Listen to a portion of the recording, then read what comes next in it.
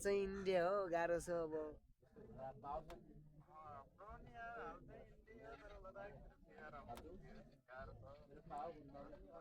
दामी दामी अनि गाउँघरतिरको मान्छेहरू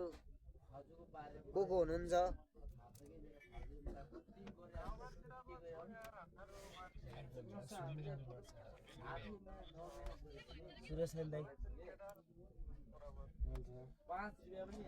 ठिक छ दामी यार खुसी लाग्यो यार केटाहरूले कल गर्यो भने दामी लाग्यो त यार बुझ छैन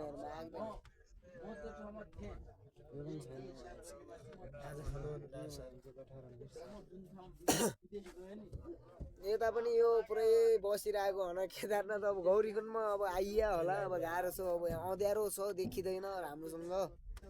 माल्दै भने